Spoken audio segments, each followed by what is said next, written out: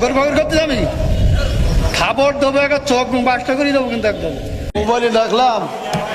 মোবাইলে দেখলাম যে 5 জনের 5 রকম মত এই নামাজে। আপনারা হুজুর, আপনাদের পিছনে হাজার হাজার লোক নামাজ পড়ে, আপনাদের মধ্যে 12 রকম মত কেন? এটা আপনার একজন বললো, প্রথম যে লোক বক্তব্য দিলে যে আলহামদুলিল্লাহ ছিল না পড়লে তার পিছনে যে দাঁড়ায় নামাজ হবে না। আচ্ছা, মানে এখন মূল প্রশ্ন হলো আমাদের মত এত বেশি কেন? এইটা এত মত বেশি বক্তব্য দিচ্ছেন, হ্যাঁ সব শুনলাম, আমাদের মধ্যে দ্বিধাবন্ধ পাড়াইতে দিচ্ছেন তো আপনারা। একজন বললো যে নামাজ হবে না, আচ্ছা আদৌ হবে না, আচ্ছা তিনি খুব নাম করা উচিত, 5 জনের মধ্যে তিনি প্রথম। আচ্ছা, 2 জন বললো আদৌ নামাজ হবে না, পিছনে আরামদায়ক সুরা যদি না পড়ে। আচ্ছা, তারপরে একজন বললো না আরামদায়ক পড়া যাবে না, একজন যখন জোরে ইমাম পড়বে তখন পিছনে পড়ার কোনো যুক্তি নেই। আচ্ছা, 5 জনের 3 জন একমত, 2 জন একমত, আমরা কোন পথে যাবো? এখানে বিষয়টা হলো ইখতিলাফ আলেমদের না বাবারে। আমার তো তাহলে এবার আমি একটু উত্তর দিই, সেটা হলো আমি তো অত বড় হুজুর এই বিষয়ে বড় হুজুর উত্তর দিক নাকি? আমি শুধু এতটুকু বলি, সেটা হলো ইখতিলাফটা আলেমদের, এই ইখতিলাফ এটা এখন শুধু না, বিশ্বনবী সাল্লাল্লাহু আলাইহি সাল্লামের সাহাবীদের যুগেও ইখতিলাফ ছিল।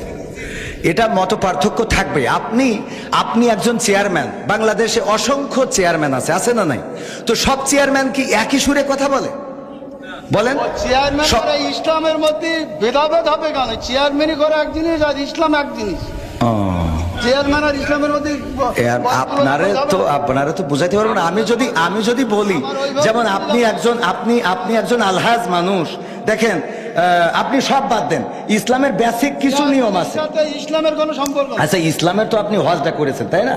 হজ করেছেন না? আমি যে প্রশ্নটা আপনার কলাম, এখানে 6 জন লোক আছে, আপনি সঠিকভাবে উত্তর। সঠিকটা আপনি তো উত্তরের আগেই তো বকর করতেছেন, আমার উত্তরটা দিতে দেন, আমার কথা তো বলতে দেবেন। তা বলতে না দিলে আমি কি করে বুঝাবো? ফালতু কথা বলি যে বলো, খবরদার ল্যাঙ্গুয়েজ সোজা করেন না, সোজা করে দেবো কিন্তু একদম বলো, ল্যাঙ্গুয়েজ সোজা করে বলেন। আমি বলছি আমার কথা তো বলতে দেবেন, ল্যাঙ্গুয়েজ সোজা করে দেবো কিন্তু একদম।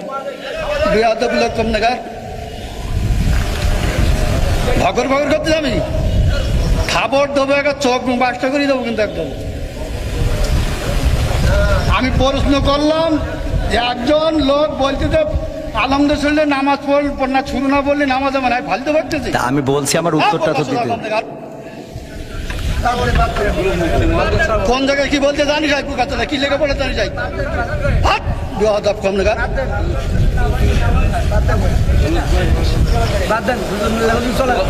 একদম বাস্ত করে দেবো সব একদম।